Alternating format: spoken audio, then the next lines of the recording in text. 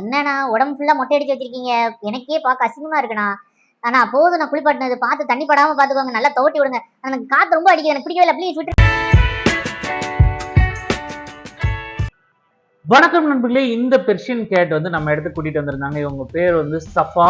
ஆக்சுவலா பாத்தீங்கன்னா இவங்க வந்து மிஸ் ஆகி ஒரு 10 days கழிச்சு கிடைச்சிருக்காங்க. அண்ட் அதுவும் வந்து உடம்பு ஃபுல்லா புண்ணா இருக்கு. இங்க பார்த்தா தெரியும். மற்ற கேட்ஸ் கூட சண்டை போட்டாங்களா இல்ல டாக்ஸ் எதுவும் கடிச்சதா என்னன்னு தெரியல. அவங்க பெட் பேரண்ட்ஸ் ரொம்பவே பயந்து போயிருந்தாங்க. அதனால என்கிட்ட கூட்டிட்டு வந்திருந்தாங்க. உள்ள வந்து எந்த அளவுக்கு புண்ணா இருக்குன்னு அவங்களுக்கு சுத்தமா தெரியல. ஆனா புண்கள் இருக்குன்னு மட்டும் தெரிஞ்சது. நம்ம உடனே க்ரூமிங் ஆரம்பிச்சாச்சு. ஆக்சுவலாக பார்த்தீங்கன்னா புண்ணுங்கள் வந்து எக்கச்சக்கமாக இருந்தது கைஸ். நான் வந்து ரொம்பவே வந்து அது எப்படி சொல்கிறது, வருத்தப்பட்டு பேசுகிறேன் இந்த விஷயத்தில் வந்து. ஏன்னா இந்த மாதிரி பெர்ஷியன் கேட்ஸ்லாம் வந்து வீட்டுக்குள்ளேயே வளர்க்கும்போது சாஃப்டாக வளர்ப்போம்.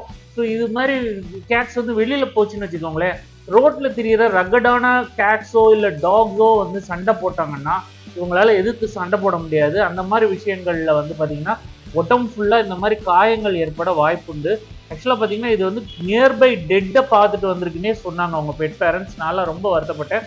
அது பார்த்தா தெரியும், இந்த உடம்பு ஃபுல்லாக இருக்குது பார்த்தீங்களா, வடுவடுவாக இருக்கிறது எத்தனையும் வந்து புண்கள் தான். ஆனால் இவர் ரொம்ப ரொம்ப சாஃப்ட் டைப். ஆனால் அதே சமயம் ரொம்ப பயந்தும் போயிருந்தார். நான் அதனால் இந்த கேட்டை க்ரூம் பண்ணும்போது மட்டும் நான் எந்த விதத்துலையும் அவங்கள ஃபோர்ஸ் பண்ணவே இல்லை, மெதுவாக தான் பண்ணேன். நீங்கள் பார்த்தா தெரியும் எல்லாமே வந்து இந்த கேட்டுக்கு வந்து ஃபோர்ஸே பண்ணல. சில நேரங்களில் ஷிட்ஜூஸ் கூட நான் ஃபோர்ஸ் பண்ணியிருப்பேன்.